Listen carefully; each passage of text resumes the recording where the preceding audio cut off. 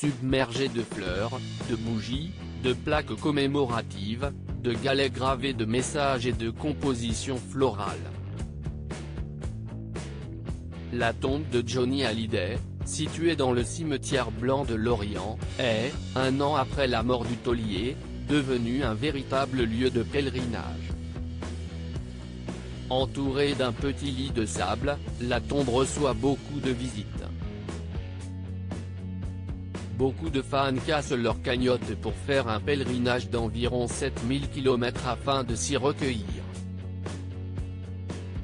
Virginie Roumegou, une récente habitante de Saint-Barthélemy témoignait au micro de France Info, « Des gens viennent par petits groupes, pour la journée, notamment lorsqu'il y a des bateaux de croisière.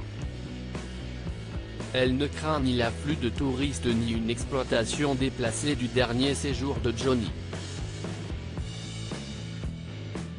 Ici personne ne veut exploiter cela.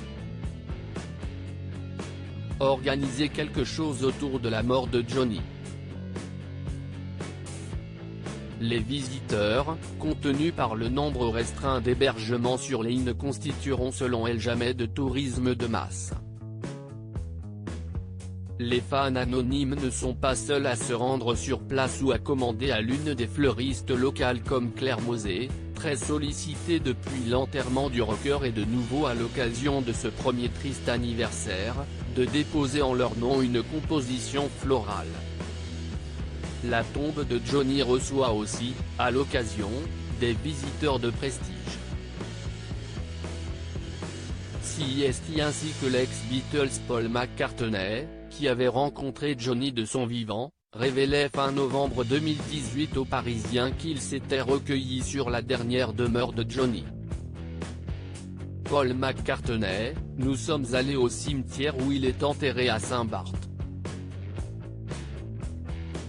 Sa tombe était très belle, avec une guitare en fleurs et plein de messages des fans. C'était très touchant. Johnny était un chouette type. CIST un fleuriste qui entretient la tombe de Johnny. Chaque matin, il vient retirer les fleurs défraîchies, nettoyer la tombe et vérifier aussi qu'il n'y a pas eu de dégradation. Diaporama réalisé par Anne-Laure Duvernay.